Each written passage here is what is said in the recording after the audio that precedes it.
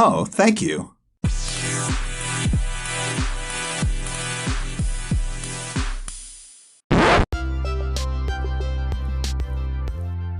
Hey everyone! Before we get this episode started, also, I wanted to sound like a YouTuber, that's why I started off with, hey everyone, like, subscribe below. You know how YouTubers are. Okay, but before we get started, I want y'all to know we are going extra big with the All-Star season of Vulnerability Time podcast. So, guess what? We got video podcast. So, click in the episode description below if you wish to watch the video of the podcast as well. It'll be a YouTube link, so you can go ahead and get it going and get watching it. Make sure to follow, like, subscribe below. Such a YouTuber, right? Anyways, folks, enjoy the episode. Alrighty, hello everyone. Welcome back to another episode of Vulnerability Time. I am your host and published author, Josias Abril. With us, we have Logan. Logan, my dude. So, how does it feel before we get to know you a little bit? How does it feel to be on a podcast? This is your first podcast, right? Yes, it is. Yeah. How does it feel? How does it feel to be on a podcast, to have your voice heard around the world?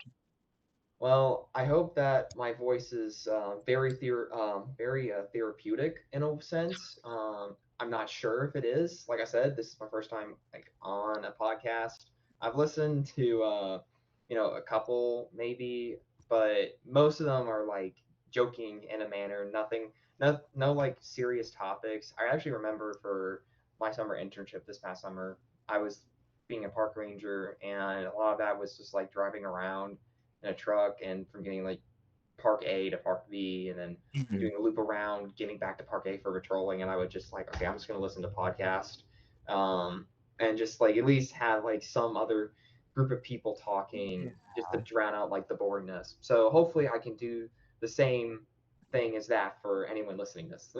Right, right. Yeah, dude, that's something that I think it's pretty cool because I remember I messaged you and I was like, I think that is so cool. You were like interning with the park ranger. I was like, that is literally so cool. Like me being a criminal justice major, we have a lot of people in class, shockingly, that are wanting to go into park ranger. And the reason why I say shockingly is because like when I think of criminal justice, I'm thinking of like law and order or police officers. And yeah, we had a lot of people in class who um, you know, decided to become a criminal justice major because they developed a passion while watching Law and Order.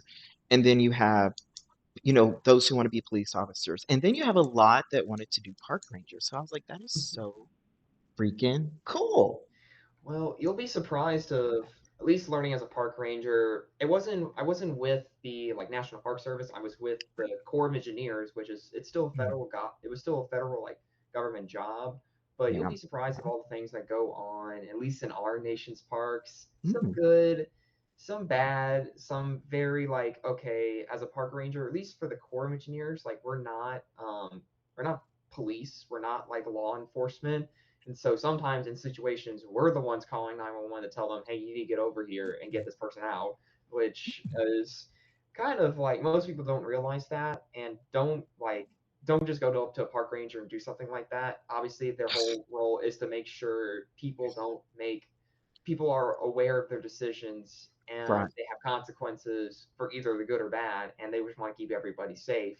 And they don't want to have people banished from a park and never being able to go enjoy that land. But we Right. did have Right. some people, at least for the park I was working at, like just kind of leave litter around. And unfortunately, you're just kind of you Mm.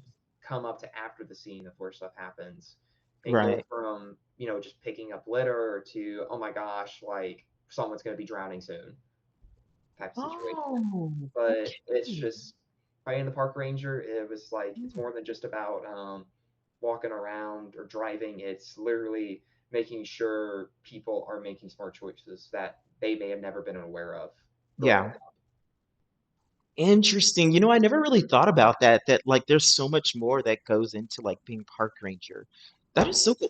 Okay, I asked this next question with all seriousness. all sincerity.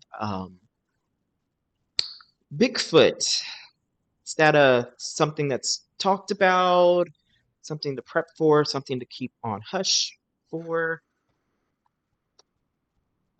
So at least working technically for the government, I was Mm, not cued in on any relative existence of Bigfoot, but I'm pretty sure he wouldn't survive in Texas, knowing that he would most likely be roadkill by the nearest F-150. But yes. maybe in another state, maybe Yeah. that doesn't have as much power. Mm, Obviously, there was some article that actually showed up recently, like in Colorado, some like couple. I just saw the headline. I didn't read the full article. That some couple's romantic hike in the Colorado woods or area. They apparently found like some giant hairy creature, and people were saying it was Bigfoot. yeah. I don't know if that's true or not, but I can neither um, deny nor agree that the existence of like Bigfoot is out Hmm. there. You might, of course, you got to say there might be the Yeti out there or the Right. Chupacabra, but at least Hmm. for the Dallas Fort, at least for the South Dallas Fort Worth area, yeah, Bigfoot, he's not making it out there. Right, right. I There's something that I cannot say for the world to hear. Um, but I will say this, I already believe that Bigfoot exists. Um, but there is something the credible source I cannot say um worldwide because this is worldwide. But I can say this though. Allegedly, I already believed in Bigfoot. Without any proof, I already believed in Bigfoot, so that's all I'm gonna say there. So I just thought that was really interesting because I never really heard about Bigfoot's sightings in Texas. I'm not saying there isn't. I just never really heard about it. And the first thing that came to my mind, and like, we love the Second Amendment here, so I'm just like, Bigfoot, if you ever did show up, more than likely you're gonna get hit with a gun. And not the Yeah, rubber kind, the full right. just military grade treatment. Right, yes, exactly. And, man, I love me some Texas. Okay, so Logan, so tell us a little bit about you, Logan, where you're from, your major. And then I also, from my understanding, I also know you have your own business. Hmm. Yes, that is true. So, like I said, my name is Logan Russell, and I hail from the swamps of Southeast Texas, otherwise known as Orange. It's right alongside the Swamps. Texas-Louisiana border, so we have a unique feature of Orange being the first and last town in at least being one of the first and last towns along the I-10 interstate Mm, okay. highway. In case you're maybe not aware, if you know where Beaumont is, it's about like another 40, 45 minutes, depending how fast you go. Yeah, that's my East university, going into folks. Orange. Yep, Lamar. Lamar's has a lot of effect in at least in our Orange area. We actually have a Lamar Community College in College. the area. I don't know Hmm. the quality of it, but we have one there. And along with that, if you know where Houston is, it's about a hour and a half drive east, and then Yeah. you're hitting Orange and also Louisiana. But I go to Texas A&M University. I'm currently a senior in majoring in recreation, parks, and tourism sciences, Oh, otherwise known as RPTS. I call it the fun major or the refugee major because I originally came in for engineering, and after my first semester of trying to learn coding and calculus along with chemistry, it was too much, and I switched over to RBTS, where, of course, it was during like it was post quarantine, so classes were majority of it was online, some of it was in person, and having all my engineering classes were just kind of like meh. They were definitely not as like socially engaging, and then switched right. on, and then I switched over to RPTS, and I'll never forget my first professor. And despite like COVID and everything, we're all wearing masks. He's like, all right, it is our first class activity to get up, stretch, and talk to each other. And so that was my introduction to my major, and very much glad that I made the switch. And right now, I'm also minoring in urban planning, and the whole choice between that major and the minor is my aspiration right now is to return back to my hometown in Orange to work within the city government for sustainable and smart city planning to Mm, create more pedestrianized, walkable, mixed use environments, and to honestly better the quality of life of our citizens in the area, make sure kids actually have independence, they can go out without having, they can take bikes around, and give people options for affordable housing that doesn't cost them an arm and a leg, where they right. don't need to be tied to a car in order to live. And hopefully I can expand this to more than just Orange, but to the 409 area, and ultimate goal would hopefully to be having like public transit all throughout Yeah. the area, like trains throughout the Golden Triangle, which Yeah. is including Mhm. my hometown, Beaumont, and then like other parts like Port Arthur and Nederland. It's an interesting dynamic, but urban planning is definitely kind of like, it's like RPTS. It's kind of like the fun major, I call it, and then urban planning is just like you learn about some of its background and history, and it's really depressing about some of the things that's happened to the United Mm, States, like urban planning with mm, highways bulging down basically culturally historic neighborhoods. Unfortunately, those belonging to minority races, and it's just like, oh my gosh, we messed up here. But then people keep on building more lanes, which causes more mm. traffic, and that's a whole can of worms, but that's a topic for maybe another podcast. But the and I plan on doing a master's in urban planning as well, back and again at A&M, and that would allow me to continue my baking business. So I bake and sell gourmet cookies of a variety of flavors. My favorite one to make is this salted caramel chocolate chip and toffee cookie, and I call it the start line. Ooh, And my cookie business began last year as a junior at A&M, and right now it's been going for about a year. So I'm trying to see where exactly I can take that. And ideally, I want to open up back home in Orange, since we don't have like third places that are right. local, have culture, or have like an atmosphere where people can gather, hang out, Mm, like just either recreate or just do homework, study, talk, maybe have dates. We just don't.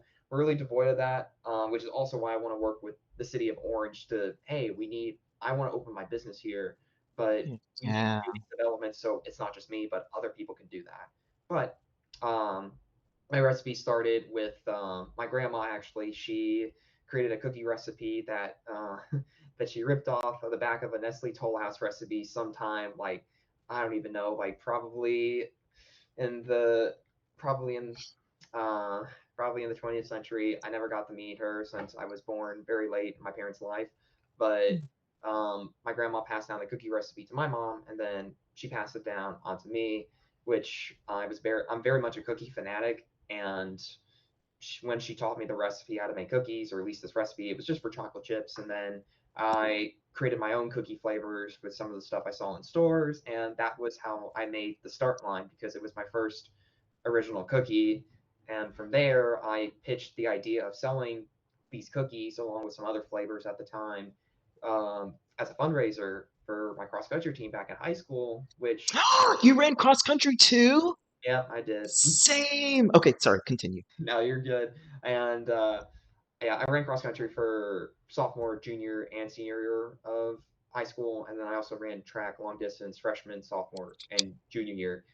Senior year of high school, I had a foot injury, or I had some foot surgery that put me out for the rest of the year. But I'm running to this day, and I still enjoy it. But going back on track, the cookie baking, yeah, cross country team loved the idea, and we were able to get some new equipment, gear, and some well needed merch. We actually got some custom backpacks from doing the cookie sales my junior and senior year. Came back, or when I came to A&M, I was just baking for friends and family, and it was really interesting. I went to a trip to New York and that was with my cousin who lives in the Manhattan area, and she took me to some of the local bakeries up there, and one of them was um, is it Lev? I'm trying to make sure I'm pronouncing the name right because I was calling it the wrong thing the entire time. Levian. It was Levain, yeah, Levain Bakery, and they were like these giant, like their apparently it's their own brand of cookies to her style, and I wanted to emulate that, or I wanted it really got me to thinking like my cookies could be so much better, and I worked on the recipe a little bit more throughout the rest of my sophomore year. My friends said you need to start selling these, and during that like summer before starting junior year, while doing another internship at the same time, I was literally trying to figure out how exactly to make this like a business, or at least like drawing Yeah. out everything like flavors, pricing, how I'm gonna do stuff for like trying to make like somewhat of a business plan as what basically what applying the course concepts and actually education Yeah. to create my own business. Which oh my gosh, I was like my major is actually doing something, Yeah. and Dude, first off, you are so cool, Logan. I'm not even saying that, dude. You are literally so cool. I'm just sitting here the whole time, just like nodding my head. I'm just living my best life right now. Dude, if I'm having a bad day, I should totally just like call you and be like, Logan, just tell me about the greatness that you experienced. That is so awesome. Oh my gosh. No, seriously though, that anything um when people are accomplishing anything or just winning or just trying, oh my gosh, I just love seeing that on like social media and stuff like that. It just makes my great days greater, makes my bad days good. So that's pretty cool. Um folks, your businesses and also your personal Instagram, if you want your personal Instagram in the episode description below. But your cookie business Instagram will be in the episode description below. Whether people live around or not, it'd be great to just follow and to, get hungry by just, watching um, your business Instagram like I do. oh yeah, Um, I forgot to mention my business name. It's called Runner's High Cookies, and of course, like I mentioned, it was the baking started because of my cross country, um, or my that cross country fundraiser. And I still run to this day marathon training, and I it just kind of rolled off the tongue, yeah, Runner's High Cookies. And fortunately, no one took that domain name, so I have the domain name, and that's really nice. yes, So yes. it's I like the name. I like my branding, or at least I got some good help in getting that started, and so now it's up to me to keep that going. Yeah, I'm proud of you, dude. Look at where you're at now with it. Look at where you're at now with it. That's super dope. Um, all right, folks. Okay, so folks, before we get into the what the episode's going to be about, folks, check out these earphones. Check out these headphones, folks. For those who are listening to the audio, the video will be in the episode description below, which will be a YouTube video of the podcast. But, folks, I just want you all to know, I just got these a couple days ago because the software where I record the podcast, it updated and the microphone all just went all over the place. So I had to buy these headphones. Folks, I felt like a gamer ever since. I just wear this around the house and I just live my best life. I feel like I am an awesome gamer. Um, and I hate Fortnite, but I've been playing Fortnite just because of these headphones. Still suck at Fortnite, but I was gonna folks, say, did you get any victory royales with the RGB settings? no, I haven't even killed anyone. I don't even know how to really do that. I go out into the storm and I end up dying because I don't know how to get out. But with these headphones, it just makes everything all right. Yes, I feel like a commentator. I can just commentate on football and stuff like that, even though I don't know what's happening. Okay, all right. So Logan, what are we talking about today? So it's we're gonna be talking about the topic of finding hate and hope in the midst of adversity. Hmm. Finding hate and hope in the midst of adversity. Um, there's like I have multiple perspectives based off my experience on that. Um, so it's just not, it doesn't just mean one thing to me. And that's what I love about like the discussion topics. It's very broad because it can mean multiple things to like different people. Um, but Logan, what stood out to you about that topic? Like, how does that topic, what is your experience with that topic?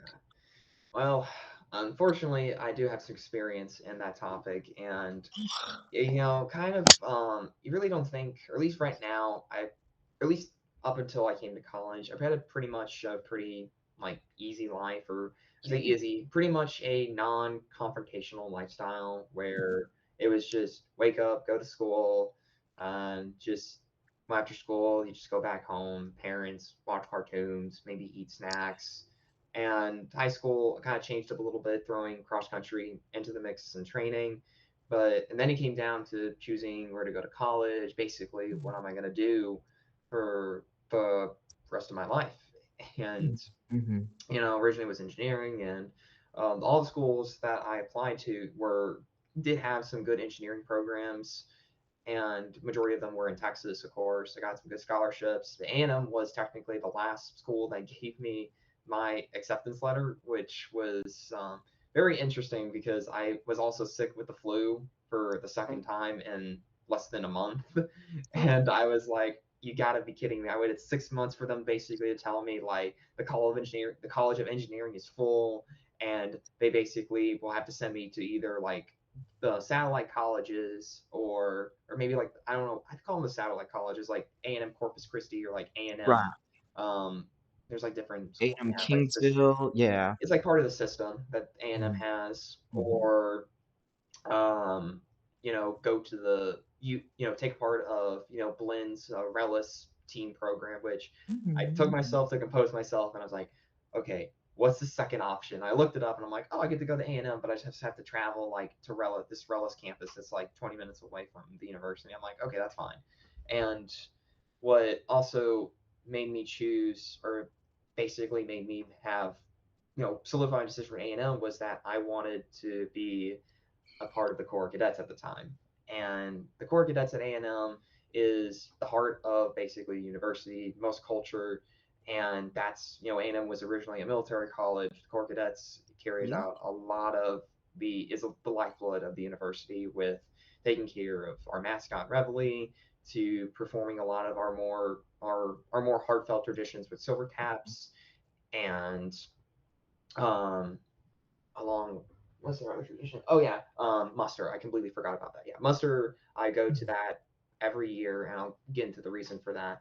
And yeah, it's more than just the military lifestyle. It's, of course, you get to be a student at the end of the day. It's very unique, and I was definitely sold on the marketing for that lifestyle. And coming into A&M, I was still trying to that. I basically spent that entire summer where we were getting out of quarantine and everything, worrying about COVID, training for that experience. I couldn't really, I was done with school. I wasn't really working a job. So I just was just training, running again. I was recovering from my foot surgery, and I was Mm-hmm. back up to running good like 20 to 30 miles a week. I noticed that I was getting like physically stronger, like build wise. I was lifting for the first time, and at least for being nothing but like basically a lean person, I was developing some muscle, and I was like, okay, I can actually, apply this to more than just like workouts. Like maybe, if we got teardowns for events or just doing anything, I actually help people. But first day into A&M, it was the Cole FOW, or freshman orientation week, and all my expectations were subverted. And this isn't meant to bash the core and everything, but it was just not for me. At the end of the day, the lifestyle, and it was just, for me, it was a place that I wasn't comfortable staying in. Right. Um, we had it to where like, yeah, we can talk normally to our fellow class year 24, but our upperclassmen, we really couldn't talk to them. It was very rigorous, kind of like rules were very rigorous, to where it's almost just like they want you to basically fail to build you back up. But some of the rules were just like you're supposed to greet an upperclassman, always. But our unit was saying like if you see us like half a mile away, you got to not even sorry. If you see us like basically like 800 feet away, or maybe like if you see us, like you're supposed to know where their presence is, and you got to state their full name and everything. It was very confusing because you can barely tell which upperclassmen we were talking to because all you would see is basically just you would be wearing a mask the entire time, and then all you would see is just their nose and eyebrows, and it's like, oh my gosh, who am I talking to? Yeah, And yeah. you couldn't just be relaxed with them because then they would start. It was a very degrading environment to be in as a freshman. I really did not see myself becoming a leader in that environment, and Right, the right. values that they were teaching, I just didn't see it at the time. And, I was going home back a lot. I was going back home a lot, making a 3 hour car ride to and from College Station in Orange because back home, I just felt more at peace knowing Mm, that, like, it was just a calmer environment. I didn't right. have to worry about being constantly tensed up, stressed, or even having to worry about, like, an upperclassman just randomly start digging into me just for no Mhm. good reason other than just because they thought it'd be funny or maybe fun for them. But it was very much misled on the marketing for what freshmen, and even if I'd say for sophomore year, what that would have been like. And the only time I really enjoyed being in the Corps was in the marathon team where they Mhm. dropped all the BS. They let us be the team captain, let us be normal people to each other. I remember one time I was talking to somebody and I couldn't tell if he was like a junior with the haircut, but then he told me he was a sophomore, and I visibly like coiled back a little bit because I was expecting Yeah. him to start bashing me again. But yeah, for sophomores, at least for our units, we had to wear, basically on a totem pole. Like freshmen are basically the peasants; they're at the bottom. Sophomores, juniors, seniors, and then like our mascot Revelie's on top of everything, on top of everybody. But it's definitely kind of hard to go to football games now, and kind of cheer for the core, knowing, at least from my experience, what goes on behind closed doors for units. Mhm. But not saying it's not to say it's a failure, but just wasn't for me. The core does a lot of Right, good things for other people, right, but when it doesn't work, it doesn't work. right, And right. this goes into, after leaving the core, there was just like no safe, there was no like net. You were Mm, basically just on your own. They just make sure you basically have 48 hours once you actually confirm a place where to live. And I was going to live on campus.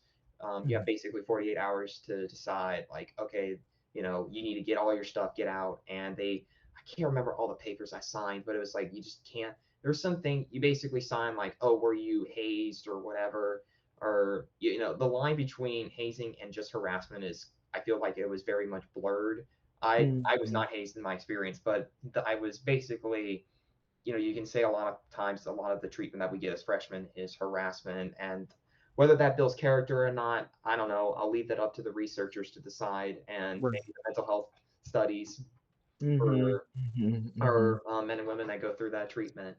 But Right. going back on the topic, I was living at Dunn, and I really didn't have that much friends at the time. Fresh being in the core, it was kind of like you take up a lot of time, and that you do the workouts, you go do your homework, and then you need to get sleep right away, or else you're going to be feeling it the next day, or you're going to be feeling the consequences of your actions if you don't get enough Mm, sleep. And yeah, it was a very lonely first semester at right. A&M. Engineering wasn't helping, obviously, with grades.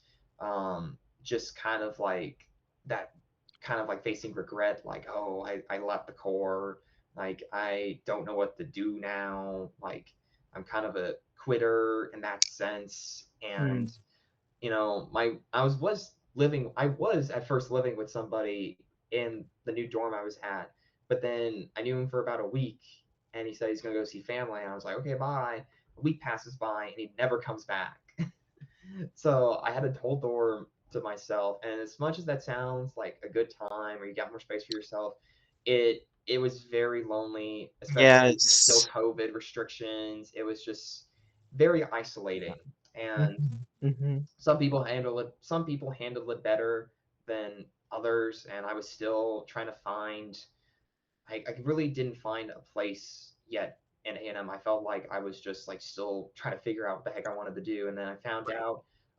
I found out about RPTS as a major, and I realized like, oh, I love spending time outdoors. I love doing the stuff I did as Boy Scouts, and I wanted to change my focus into going into National Park Service and also protect our environment in that way. And Mm, so I mhm, switched over to that, and I knew second semester would hopefully start to be a little bit better. And went back home, Thanksgiving break, and I met a new group of friends that kind of got me out of that rough spot, or okay. they got me out of that rough spot, and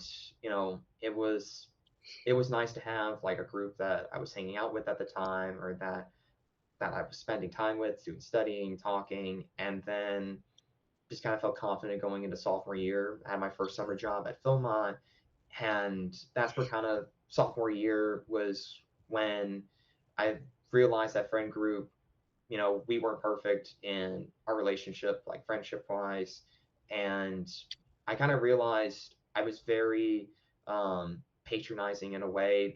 We both our group lived pretty much different lifestyles, or at least I was the one pretty much living a different lifestyle. I was more proactive, marathon training, having to wake up early in the morning, slamming assignments. I wasn't a STEM major anymore, and I just we had conflicting lifestyles, and it definitely at the end of the day, it it hurt me more than anything because I Mhm. just didn't know how I basically lost my second group, and Right. it was very depressing, and Yeah. Mhm, it was especially for one of my closer friends that I was with at the time, and I'm not gonna go too much into the details, but she lost trust in me. She misinterpreted a gift that I gave her, mhm, and at least I thought we were friends for a long period of time, and mhm, or at least for mhm. enough for me to just give her a random gift of kindness, and Mm, it she did not interpret like that, and that mhm, led to the rest of our friends in our group kind of supporting her, or at least taking her side. I don't want to say they took sides, but they weren't going to pick sides, and it just kind of spiraled from there. And mhm, unfortunately, my decisiveness, my reactions to that, and basically just the first time I ever was confronted with that kind of like that just that feeling of like I don't know what's going on, it just mhm, led me to hate myself. It led me to, think of myself as the problem, to where I just was beating myself over and over mhm, this problem that honestly didn't even exist. It was just a mis it was definitely a problem that I honestly should have not been taking to heart that much. And friends were trying to get me out of it, and it just really wasn't working. I tried, I just didn't believe therapy would be the answer until eventually mhm, I did try therapy, and then I thought that worked because I only did it for about a month, and then I ended up finding a girlfriend on Bumble, or at least I started. I got into Bumble that way, and I found I took her out first date, second, third, and we started mhm, dating at that time. And that was kind of like I felt like that was my bounce back after a really depressing semester, or again a really depressing like first semester for my sophomore year, and subsequently started doing the baking at that time, or at least started to feel like, oh my gosh, like this is something like I really enjoy. And I was my classes were doing fine even during the times where I was really depressed, I was really down. I School was like the one thing. I'm a workaholic, so it was just like I basically drowned myself in homework, or just mhm, that mhm, study time, just trying to get done with assignments, or at least trying to figure out like where am I going to take this major, when eventually like I'm getting out of college. But after that, sophomore year was over. It felt like such a blur, at that point, and that's where junior year happened, and unfortunately, that first girlfriend ended up becoming my first ex. Broke up over the phone. Again, just kind of drowned out those feelings, those thoughts with my internship that I had over the summer Hmm. and working on the cookie. And I was working on the cookie baking at the time too, trying to create more flavors, working on the recipe more, and came into A&M as a junior now, had a very much more smaller group of friends, and that's when pretty much the hate settled back in again. I did not, I should have stayed in therapy a lot more to talk about those feelings, and I was, I was very emotional. That I very much was impatient on trying to make friends, and it would just try to settle out to be like, oh, let's try to like hang out, do whatever, and unfortunately, it gets misinterpreted. It gets very much seen as very rushed. They don't want to spend time with somebody that already says like, oh, let's go meet up like this coffee shop in town. It was a different environment, and I lost at least another close friend because of that, and also another group, or at least to where it was kind of too awkward for me to start talking to them again. And Hmm. um, again, I was seeing myself as the problem. Of course, it didn't help that I was also trying to ace my grades. I was trying to find my foothold in a baking business as well. And oh my gosh, it just I I tell my friends some of the stuff, or at least my friend from back home, my best friend back home, what goes on, and he's still surprised that I didn't turn to drinking like most people would, Hmm. Hmm. but or at least from his experience with his friends Right. back in high It's a school. reality. Yeah. And Yeah. I'm a part of that was just from running, that kind of kept me sane during that whole thing. Literally just going outside, crack of dawn, nobody around, and just running, just Yeah. running to music, kind of drowning it out, and afterwards feeling accomplished that I just ran like 13 miles this afternoon, and I feel fine. But Yeah. going back on topic, yeah, junior year, that was when, you know, it wasn't a low, it wasn't like the lowest low, but it definitely kind of opened my eye that like I need to work on myself. I Mhm. am still at this point where I am just like I'm angry. I'm angry at the fact that as a junior at A&M, that when I signed up, I was sold on this like lifestyle of like an Aggie community, an Aggie spirit, and Mhm. um, being a part of like the core cadets with, you know, eventually getting to be involved, more involved on campus and be take a part of those traditions, getting to have like groups of friends you have you know, have classes with, you know the names of, you do homework together, you hang out, and here I was my junior year just in my room, um, you know, listening to whatever, listening to just I don't know what I was listening to. It was like just sad, uh, soft rock music. I think some by Yeah. Jim Croce and James Taylor, just alone and just waiting for the next order to come in for the cookies. Things were Mhm. kind of slow at the time.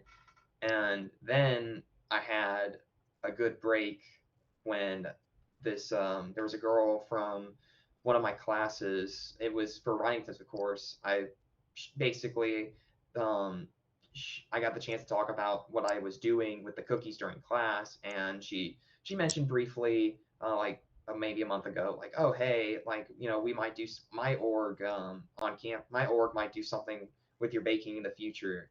And I was like, oh, that's wonderful, and I'll make sure to keep you posted. And then I talked to her again. She was like, oh yeah, we would love to try your cookies and see if we can do something with that.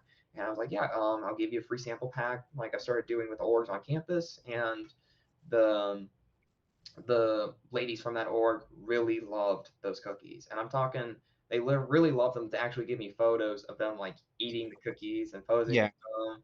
And it kind of like revigorated me to start to keep on doing the baking at that time because I was thinking about I was honestly thinking about quitting it because I had some good sales at first. I was starting to break even for my cost of starting Mm. it and having to buy ingredients, but it was just like so I hit like a slow point where Yeah. all a whole bunch of people because I had to do that, and it just a lot of people weren't following back. But now there was an org that really enjoyed these cookies so much that they gave me pictures, and then they sent me the the order to buy some for their semi event. I started going back to more regularly scheduled therapy and actually having like a place to talk about some of the problems that I dealt with for my basically my college career, and it definitely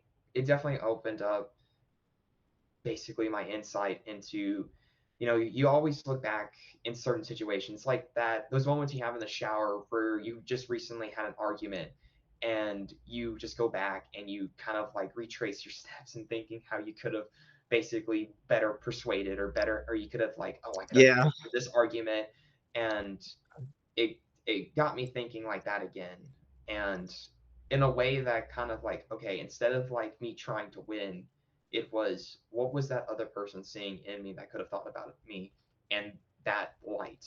And that's where I was talking about earlier, talking about I was way too either emotional about those, or I just didn't know how to handle those feelings at the time.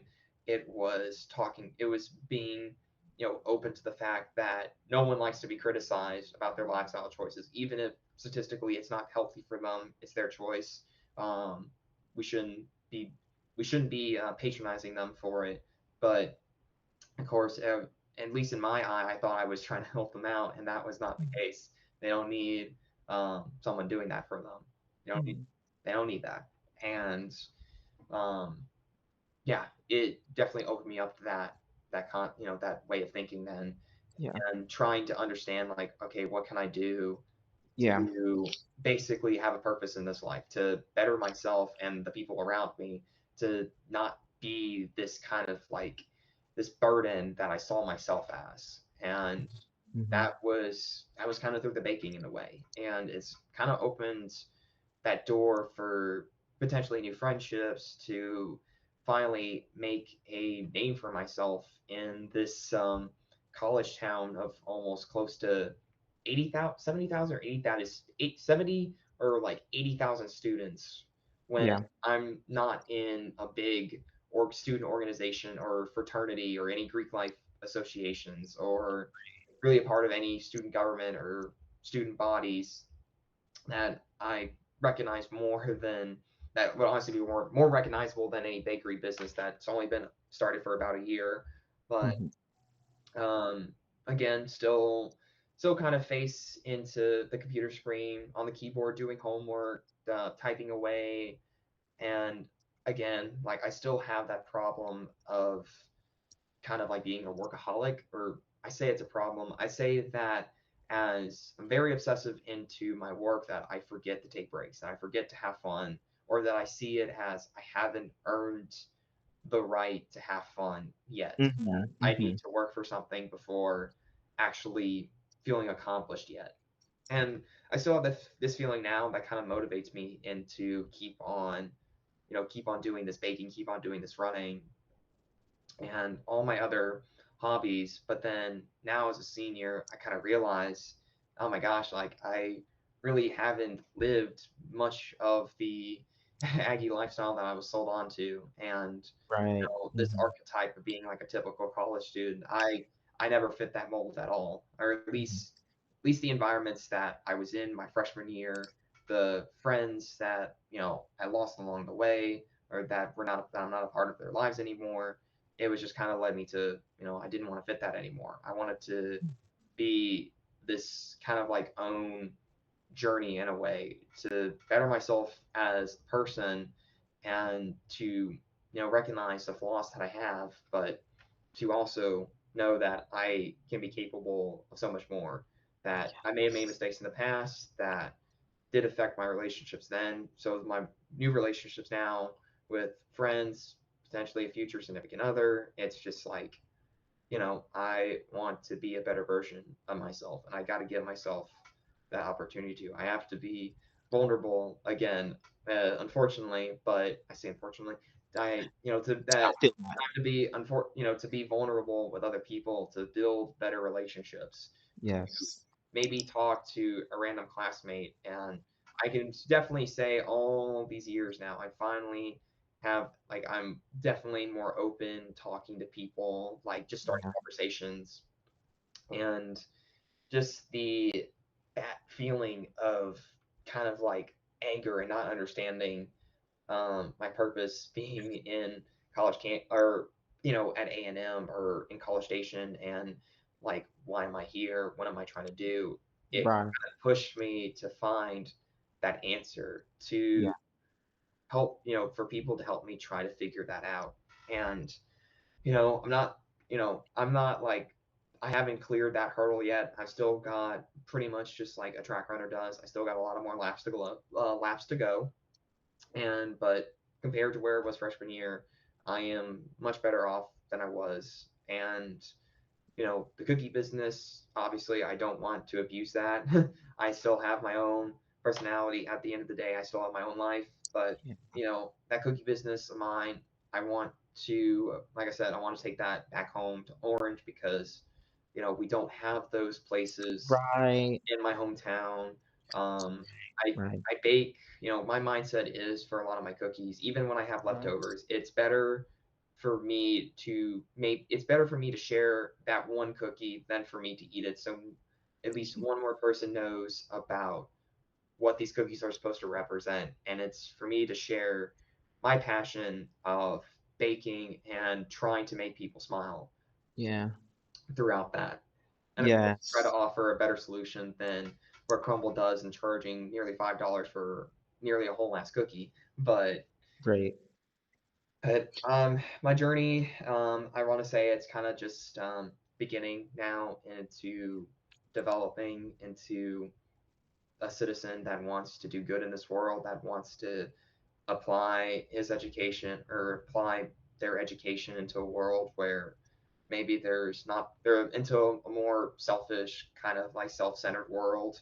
And I can argue, I mean, someone could argue that my intentions for trying to open up my own cookie business in my hometown, and also working for the city government to make that possible, is self-centered in the way. But it's one that I want to take, because I know if I start trying to advocate for that kind of smart, sustainable city planning, and showing the unfortunate circumstances that led to a lot of people under the hood of cars. Even last year, we're actually at the highest, in the past 40 years alone. Right now, the United States is at the highest pedestrian fatalities in a developed nation. And that's really unfortunate, that our solution is just put people in more cars, but then anyone who couldn't afford it is just not even thought of. I mean, College Station is doing all the sidewalk building, and they're not even considering that maybe someone would want some canopy shade while they're walking during the summer, where this past summer in Texas, it was like record highs of like Yeah. 110 degrees. The sidewalks were apparently giving people like burns. They Yeah. accidentally touched it. So it's just It sounds like it's Texas. yeah, It's and just sometimes like Texas. it's really unfortunate that um I see a lot of people still trying to figure out what they want to do with their major, that Right. um they're still trying to figure that out, what they want to do with their life. And we Mm-hmm. all kind of have these distractions that keep us thinking about that. And the lifestyle that I had, the environments kind of pushed me to say, you need to really think about what you want to do to make sure these situations don't happen again. And Yeah. that anger, that frustration, that hatred led to me trying to find a reason to make sure that doesn't happen again, a reason that I'm not a burden, that I can keep on finding friendships that I can live that kind of like Aggie lifestyle with. I still got a lot of work to go, of course. Still need to break some of those hurdles that Mhm. still keep me down to this day. But I'm more social because of it. I'm going to stay here for another year or two for my master's in urban planning. That's going to allow me to keep up the baking business as well, and also pursue, high quality education in a master's for urban planning, and Yeah. hopefully, develop stronger friendships for the people that I'm talking to right now in my classes, that I can make a honest relationship with, or like just honest, just a well bonded friendship. It's not just I'm not, I just don't want, for my classes, a lot of the time it's just like, one person for like one semester, and it's like you never see their face again, even though you might have a good time. And those classes may have been fun, but it's just, at least for me, I want to be able to make friends that it's like I want to be able to text them and just like, hey, you want to go to a coffee shop and study, and then have a response that way. And Yeah. it's been a long. It'll be. It's again. I can't rush it. It's going to be a while before I kind of get those groups back again where I'm confident in myself, and it's getting there. But like I said, um, you can't rush things. They got to take time. They got to be slow. Hate and anger kind of develops really fast, and hope takes its time. But Mhm. in my opinion, that's what makes that feeling of hope stronger. That things are Yeah. going to get better, and you may not believe it in whatever struggles you may be personally going through right now, but Yeah. in the words of one of the Hashiras I listen to for Demon Slayer, Rengoku, set your heart ablaze. You know, keep reminding yourself that there is a purpose for you in this world, and there is an answer, and it just comes down to finding it. Whether it's in the office of your therapist, Yeah. or it's literally out in the streets of College Station, realizing there's a problem, that um, there's so much priority on cars that people are literally dying from, Mhm. or it could be while you're in the kitchen and you enjoy Yeah. people trying your food. It's it takes time. Don't expect it to be instant, but once you start catching that feeling that this is something you enjoy, then you should pursue it. Yeah. Yeah. Dude, ended it on a perfect note. Oh my gosh. Logan, thank you for sharing. Seriously, a lot of people can relate to exactly what you were saying.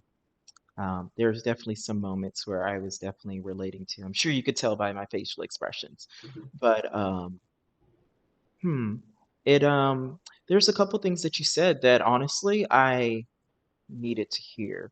It was like two things that you said. That's why I was also writing things down, by the way. I was writing down timestamps so that I personally can go back and just listen to, because I needed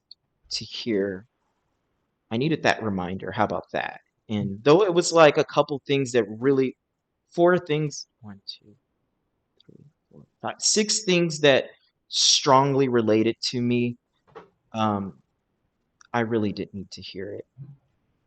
So thanks, Logan. Yep, anytime. Oh, so Logan, I know we're running out of time because it's almost about to hit an hour, and that's when the software will cut off. Um, Oh, mhm. yeah, but that's okay, dude. This has been a marvelous episode. Before the software updated and stuff like that, I was able to do over an hour, but here we are. We love a good update. Um, yeah, dude. Okay, so any final thoughts that you wish to share with someone? Any words of encouragement that you wish to share with someone, or did you already just did we cover everything? I do have a couple words, and I have no idea if any of the people in my life currently will actually hear this. For some of the people, they ask if I kind of stayed like, oh, I was in the core dorms my freshman year, and they're like, are you in the core? I was like, I'm still I'm still very hesitant talking about that I was in the core, but they're gonna find out that like, oh yeah, I actually was in the core, and Mhm. I'm gonna have to explain them that whole situation. But for the people that um, were um, for the friendships that I was in, for the people, the groups that I was a part of, and I'm no longer not. I hope you're doing well, and thank you for an opportunity for realizing that I could be a much better person at the end of the day. That I can be I could be someone much more, and that I have Yeah. gifts that I should share with other people. I'm not even joking. I'm literally tearing up. That would wow, dude. That is very wise and very mature of you, and I just want to recognize that. Um, wow. Um, sorry, I'm like trying to hold in tears, even though I know I shouldn't be trying to hold it. No, it's Logan, healthy to cry. No, it's healthy to cry. it's It's healthy to healthy to cry. cry. It's healthy for Exactly. guys to cry. We need to break this barrier. Exactly, exactly. Hence the podcast. That's something I definitely been working on is I can verbally easily communicate what I'm feeling and what I'm going through, but like physically showing it, it's always been a struggle for me. Less of a struggle now, but it's always been a struggle. Like I'm at the point now where I'm able to tear up in front of people. I think that's huge. I tear up about anything, anything good. Like if I see someone crying, I'm tearing up. I'm tearing up. Like that's just me. I'm glad to be at that point.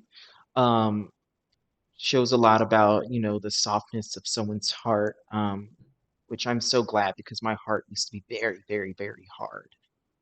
Um, so it was not. It's like I wasn't human. I was too busy trying to fit a societal matrix that was taught to me by our past generations. So here I am. Yeah, in Yeah, all your dude. glory. Yeah, all the glory. Logan, thank you so much for your maturity and wisdom. It takes a lot to get to that point to, reflect back on things that didn't work out, and to see, the blessings that the burden has brought you. We recognize it. I recognize it, Logan. That's huge. Not many people are at that stage yet. So that's really huge of you, Logan. Seriously. Um, Thank we you. love learning and we love therapy. Alrighty, folks. With that being said, that has been another episode of Vulnerability Time. Logan's business will be in the episode description below. Even if this is 5 years from now, go ahead and contact Logan through his business DM if you Oh yeah. wish to collab or work with him. Because Logan, this is going to be out there forever, so it's going to be a slow exposure Hmm. to your platform. So don't be surprised if in like a year or 2 years from now, this episode will land on the right ears when it comes to collaborations and stuff like that. Um, Folks, if no one has told you today that you are lovable, that you are valuable, and that I am so happy and proud of you for still being on this earth, please allow me to be the first, folks, and allow yourself to be the second. Another challenge, folks, I want you to message someone right now and just let them know that you care about them. I'm going to do it as soon as this episode ends. I'm not going to forget this time, folks. Y'all know I forget everything. I'm not going to forget this time. Um, Also, follow, like, subscribe, send this out to someone, send this podcast out to someone. The more exposure this podcast is, the more lives will be healed, more encouragement, the more lives can be saved. Remember, folks, that's the point of the podcast. We're just human beings trying to make it through this earth. Alrighty, folks. See you later. Talk to you next time on whatever that episode will be.